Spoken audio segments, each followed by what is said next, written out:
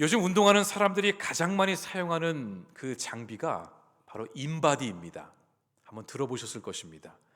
이 인바디란 장비는 우리 몸 안에 있는 근육량과 체지방량을 측정해주는 이제 놀라운 이 장비입니다. 양말을 벗고 맨발로 올라서서 딱 앞에 있는 그 손잡이를 붙잡으면 그 어떤 그 몸 안으로 그 전류가 샥 들어와 가지고 우리 안에 있는 근육량과 체지방량을 딱 측정해 줍니다. 얼마나 놀라운지 모릅니다. 물론 100%는 정확하지 않겠지만 어느 정도는 우리의 몸 상태를 이제 파악할 수 있는 거죠. 지난달에 비해 내가 이번 달에 좀 근육량이 늘었구나, 내가 지방이 좀 늘었구나, 이거를 보면서 우리의 몸 상태를 체크해 가는 것입니다. 아마 여러분도 건강검진을 하면서 그 인바디 체지방 검사를 해보셨을 것입니다. 그러다가 문득 이런 생각이 들었습니다. 만약에 우리의 믿음을 측정할 수 있는 장비가 있으면 좋겠다. 어딘가에 우리 손가락을 딱 집어넣으면 우리의 믿음 상태가 딱 나오는 겁니다. 이번 달엔 우리의 믿음이 한 40%대가 됐구나, 더 분발해야지. 그리고 다음 달에 되면 한 50%대가 되고, 올라갔다가 내려갔다가 그런 그 믿음의 성장 과정을 보면서 우리도 더 성숙해져 갈 수 있겠지요. 그런데 아쉽게도 우리의 믿음의 상태를 측정해 주는 장비는 없습니다. 그런데 한 가지 방법이 있기는 합니다. 바로 우리의 인생 가운데 문제가 찾아왔을 때에 그 문제 앞에서 우리가 어떻게 행동하고 대처하는지를 보면은 우리의 믿음의 성숙도를 알게 됩니다. 내가 정말 믿음의 사람인지 아닌지를 알기 위해서는 내 삶 속에 찾아오는 문제 앞에 설 때에 그때에 드러나게 됩니다. 나는 그동안 믿음이 있다고 생각했는데, 나름 괜찮은 믿음의 사람이라 여겼는데, 막상 문제를 닥쳐보니까 내가 하나님을 의지하는 것이 아니라 하나님 외에 다른 것을 붙들고 있는 것을 보게 됩니다. 나의 믿음의 성숙도는 문제가 찾아왔을 때에 알게 되는 것이지요. 그리고 그 문제를 믿음으로 이겨냈을 때에 우리의 믿음은 한 단계 더 업그레이드가 될 것입니다.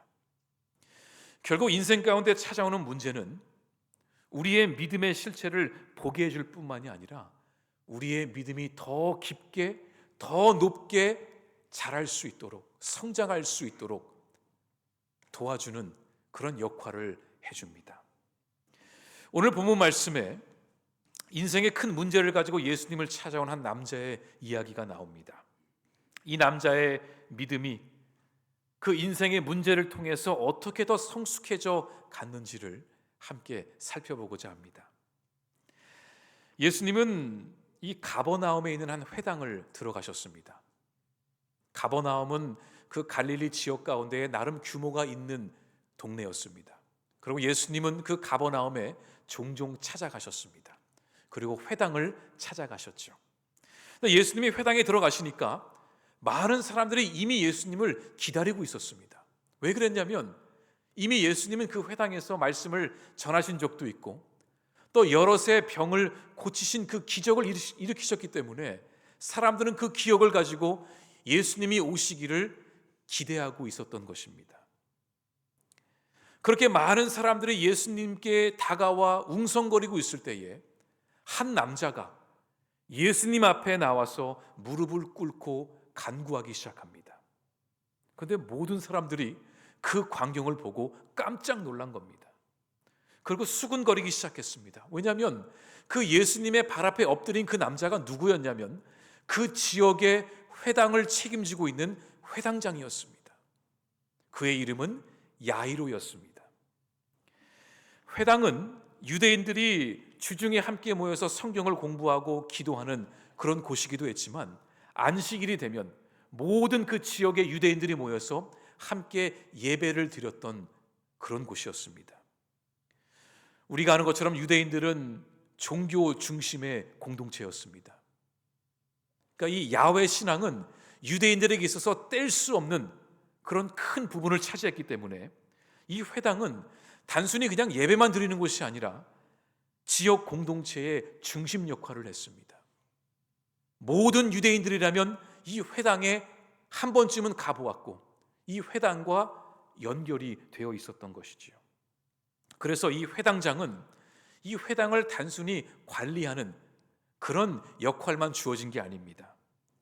드리는 예배, 성경 봉독, 기도, 교육, 그리고 안식일에 그 설교를 맡는 사람까지 정해주는 그 회당의 모든 것을 전체적으로 총괄하는 그런 위치에 있는 사람이었습니다. 그렇기 때문에 회당장은 그 지역에서 굉장히 존경받는 자리였습니다. 그 지역에서 내노라 하는 리더들 중에 한 사람이었던 거죠. 그런데 이렇게 존경받는 위치에 있는 회당장이 무엇이 아쉬워서 이제 30대 간 넘은 청년 예수의 발 앞에 엎드려 간청을 했을까요? 누군가의 발 앞에 엎드린다는 것은 그 사람에게 간절한 도움이 필요하다는 것입니다. 이 회당장에게 무슨 사연이 있기에 예수님을 그토록 간절하게 찾았을까요? 그 내용이 오늘 본문 41절과 42절에 나옵니다. 이에 회당장인 야이로라는 사람이 와서 예수의 발 아래에 엎드려 자기 집에 오시기를 간구하니 이는 자기에게 12살 된 외딸이 있어 죽어가미러라. 이 회당장인 야이로에게 외동딸이 있었는데 그 딸의 나이는 12살이었습니다. 그런데 이 딸이 그만 아파서 죽어가고 있었습니다. 아버지로서 할 수 있는 것은 다 해보았습니다. 좋은 약도 써보고 훌륭한 의사들도 찾아가 보고 다 해보았지만 이 딸의 병을 고칠 수가 없는 겁니다. 야이로가 이제 할 수 있는 것은 이 딸이 죽어가는 것을 지켜보는 것밖에 없었습니다. 이 딸의 나이가 12살이라고 했습니다. 유대인 사회에서는 12살이면 이제 결혼을 할 수 있는 나이에 접어든 것입니다. 그러니까 성인이 이제 되어 간다라는 거죠.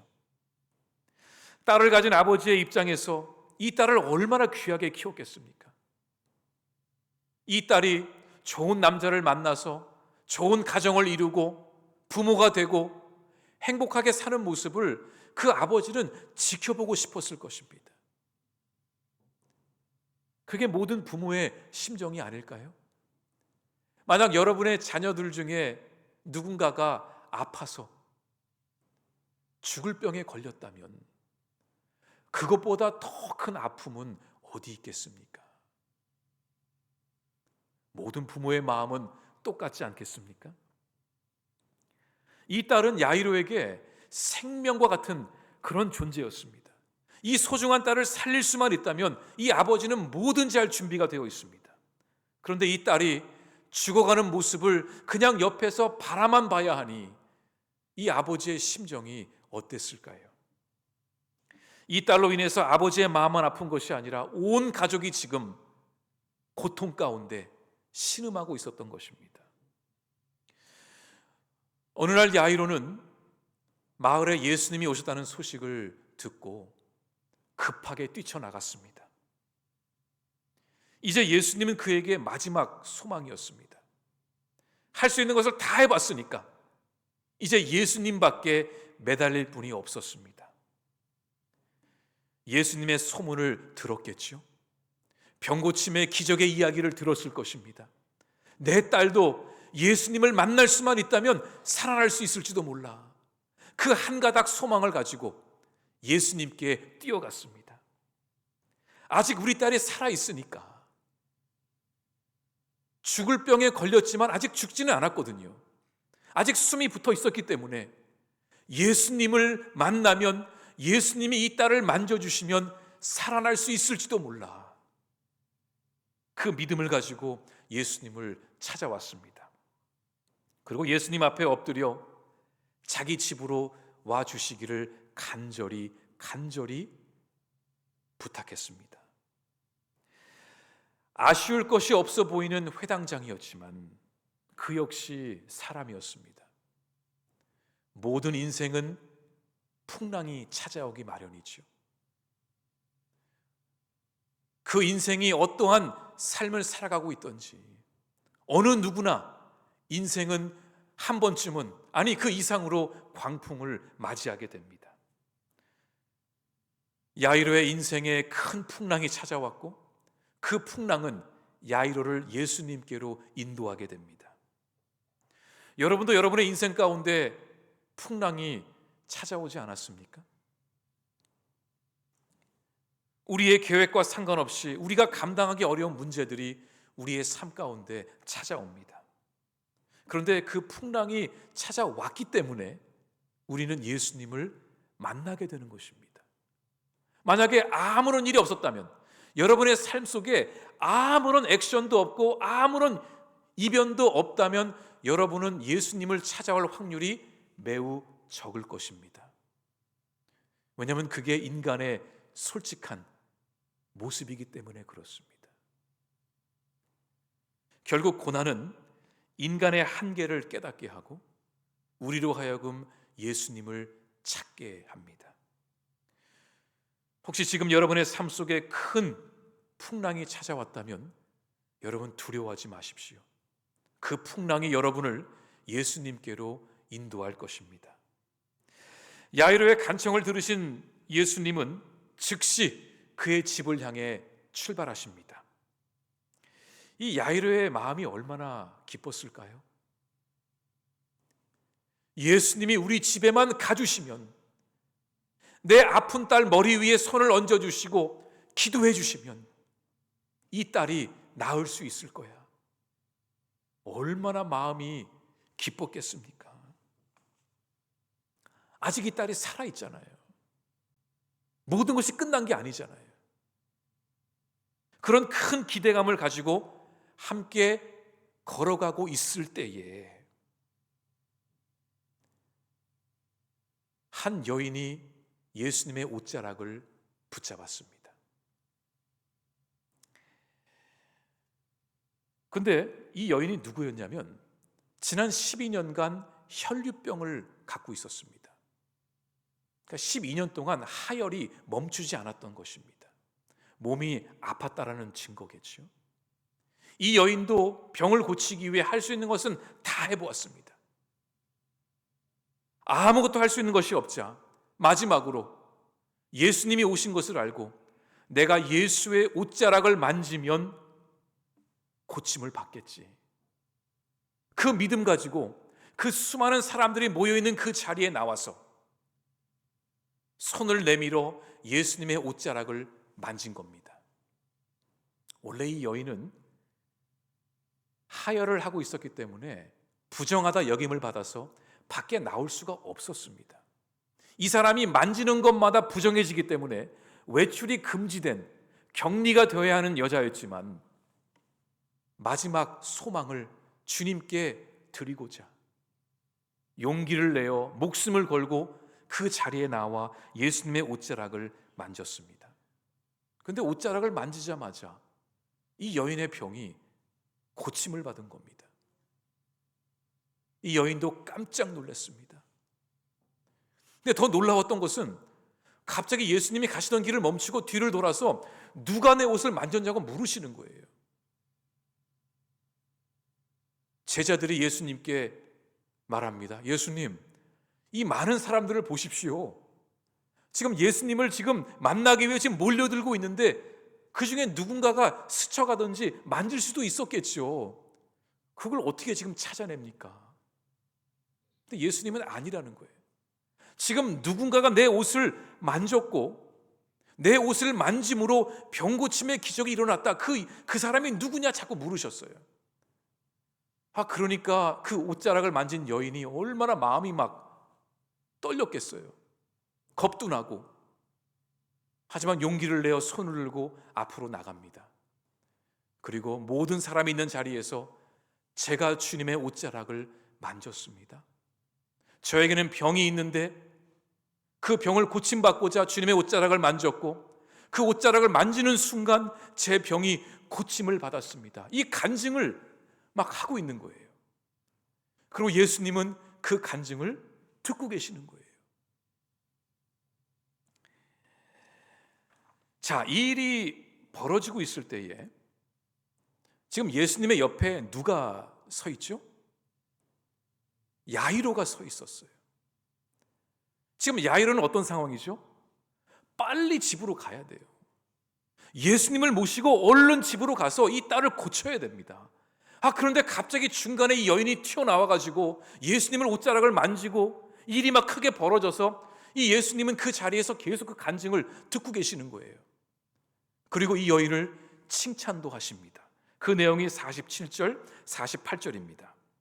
여자가 스스로 숨기지 못할 줄 알고 떨며 나와 엎드려 그 손댄 이유와 곧 나은 것을 모든 사람 앞에서 말하니 예수께서 이르시되 딸아 내 믿음이 너를 구원하였으니 평안히 가라 하시더라. 지금 야이로는 다급합니다. 시간이 없습니다. 갑작스런 여인의 등장으로 인해서 시간이 지체가 됐습니다.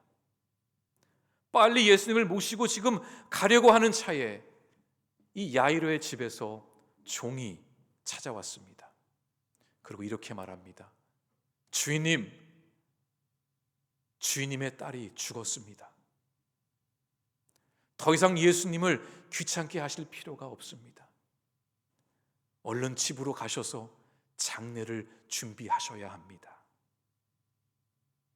49절 말씀입니다.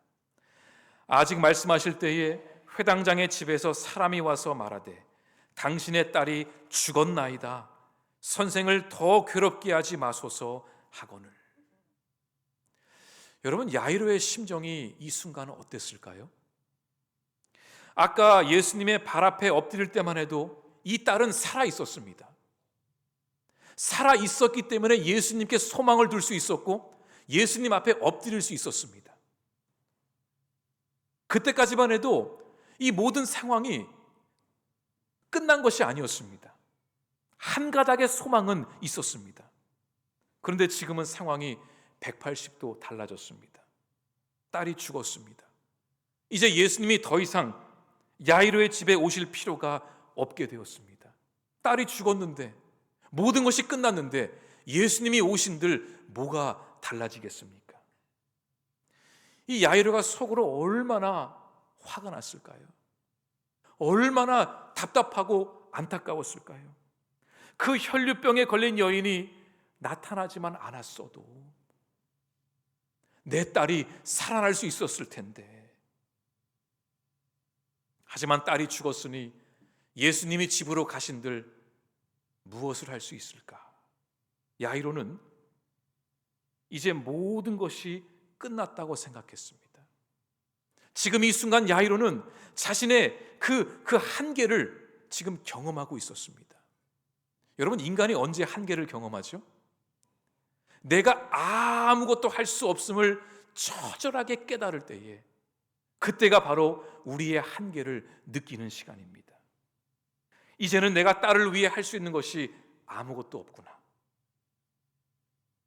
그런데 바로 그때 예수님이 야이로에게 이렇게 말씀하셨습니다. 야이로야, 두려워하지 말고 믿기만 해라. 50절입니다.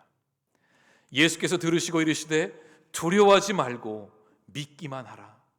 그리하면 딸이 구원을 얻으리라 하시고. 어떻게 이런 상황 속에서 두려워하지 않고 예수님을 계속 믿을 수 있을까요? 이 상황 속에서는 야이로의 집에서 찾아온 종의 말이 맞습니다. 딸이 죽었으니 예수님을 귀찮게 하지 말고 얼른 집으로 와서 장례를 치르는 것이 순서 아닌가요? 그런데 예수님은 이 상황 속에서 무엇을 믿으라고 말씀하시는 거죠? 자, 오늘 말씀의 핵심이 바로 여기에 있습니다. 여러분 잘 들으시기 바랍니다. 예수님은 야이로에게 이렇게 말씀하신 겁니다. 너 아까 네 딸이 살아있었을 때에 내가 너의 집에 가서 그 딸을 만지고 기도하면 살 수 있을 거란 믿음으로 나를 찾아왔지? 그런데 지금 상황이 변했다고 그 믿음 포기하지 마. 나를 향한 그 믿음 끝까지 붙들고 있어야 해. 상황이 변했다고 두려워하지 말고 믿기만 해. 이 말씀을 하신 거예요. 우리의 상황이 변했다고 우리의 믿음도 변해서는 안 된다고 말씀하신 겁니다. 지금 예수님은 이 야이로의 믿음을 시험하고 계세요. 이제 야이로는 예수님이 죽어가는 딸을 고칠 수 있다라는 그 믿음에서 이제는 예수님이 죽은 자도 살릴 수 있다라는 믿음으로 뛰어 올라가야 합니다. 마치 물을 아래에서 위로 끌어올리듯이 우리 예수님은 살아있는 자도 고치시는 뿐만이 아니라 죽은 자도 살릴 수 있다라는 그 믿음까지 올라가기를 원하셨던 것입니다. 그래야 야이로의 믿음이 더 깊어질 수 있었습니다. 그러니까 믿음의 단계가 있습니다. 진짜 믿음이 무엇인지를 야이로가 깨닫기를 원하셨습니다. 상황은 바뀌었지만 그 상황을 주도하시는 예수님은 여전히 그 자리에 계십니다. 여러분, 이게 우리가 기억해야 할 것입니다. 예수님은 야이로에게 이제 한 단계 더 높은 믿음을 요구하고 계십니다. 이제 야이로는 결단을 내려야 합니다. 딸이 죽었으니까 예수님을 두고 그냥 혼자 집으로 돌아갈 것인가? 아니면 예수님의 말씀처럼 그럼에도 불구하고 예수님을 믿으며 나아갈 것인가?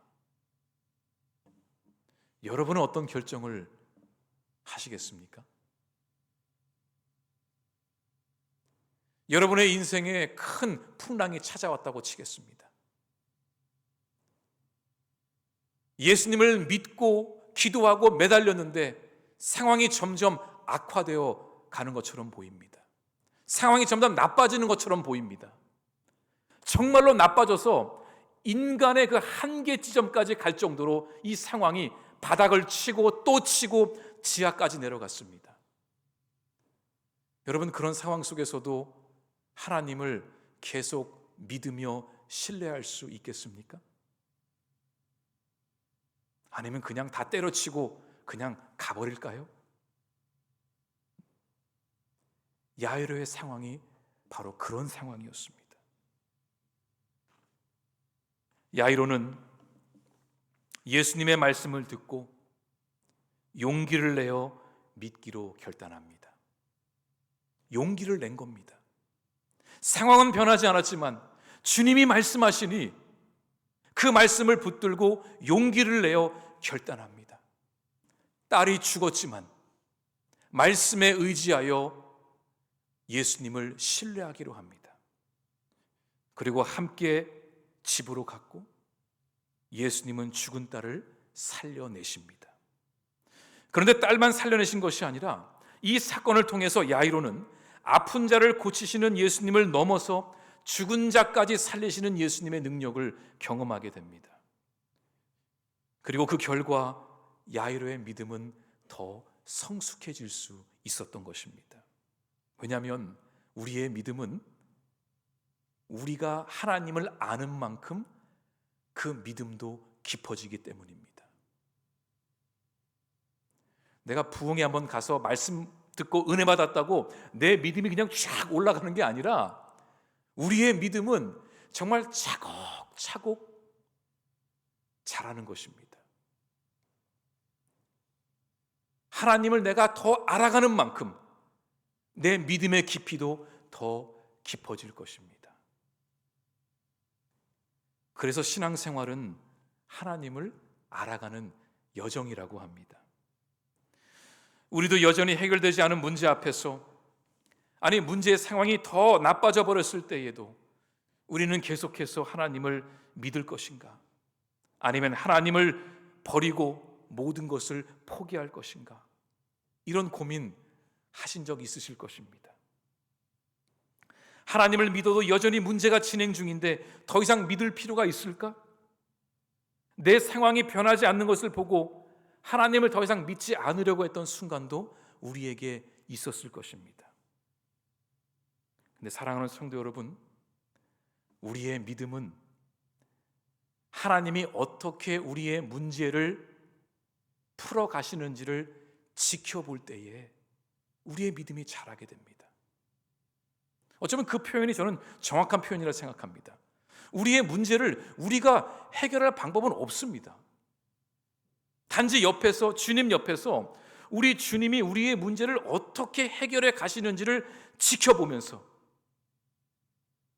그 하나님의 역사하심을 바라보며 우리의 믿음은 조금씩 자라는 것이지요. 두려워 말고 믿기만 하라. 내가 처음 주님께 고백했던 그 믿음을 버리지 말고 끝까지 붙들며 나아갈 수 있기를 바랍니다. 여러분, 상황을 보지 마시기 바랍니다. 상황은, 이 시츄에이션은 뜻 그대로 늘 변하게 되어 있습니다. 그런데 우리와 함께 하시는 하나님은 늘 같은 자리에 늘 우리와 함께 계십니다. 문제가 중요한 것이 아니라 그 문제를 해결하시는 하나님이 어디에 있는가를 바라보는 것이 우리에게 필요한 것입니다. 그것이 믿음의 눈입니다. 여러분, 기억하십시오. 우리가 끝났다고 여길 때에 하나님의 역사는 시작이 됩니다. 왜 그럴까요? 만약에 우리가 아직 다 끝나지 않았는데 하나님이 다 도와주시면 우리 마음속에 이거 내가 한 것 같은데, 이 교만함이 올라온다라는 거예요. 그래서 우리가 할 수 있는 것이 다 없을 때에, 그때에 하나님은 나타나셔서 하나님이 하나님 되심을 우리에게 보여주십니다. 여러분, 기억하십시오. 야이로가 딸을 살릴 수 있었던 것은 그가 예수님의 말씀을 전적으로 믿었기 때문입니다. 만약에 야이로가 예수님을 그냥 두고 혼자 집으로 돌아왔더라면 그 죽은 딸은 절대로 살아나지 못했을 것입니다. 사랑하는 프랭기 성도 여러분, 이번 한 주도 우리는 여전히 영적 싸움 가운데 나아갈 것입니다. 하지만 말씀과 기도로 두려워하지 말고 믿기만 하며 나아가면 우리 하나님께서 여러분의 인생을 만들어 가실 것입니다. 아멘은 정말 잘하세요. 아멘으로 화답한 것처럼 여러분도 꼭 그렇게 이번 한 주 힘차게 살아날 수 있기를 간절히 바랍니다. 같이 기도하겠습니다. 시간 우리 말씀을 붙들며 함께 결단의 기도 드리겠습니다. 하나님, 주님의 말씀을 의지하여 우리가 어떠한 상황 속에 있을지라도 두려워하지 않고 주님만을 믿을 수 있는 그 용기와 힘을 우리에게 주시옵소서. 믿음은 주님이 주시는 선물이라 하셨습니다. 주님, 우리에게 담대한 믿음을 허락하셔서 상황을 보는 것이 아니라 상황을 인도하시고 상황을 이기실 수 있는, 그 문제를 해결할 수 있는 하나님을 바라보게 하여 주시옵소서. 이 시간 우리 결단의 기도 함께 드리겠습니다.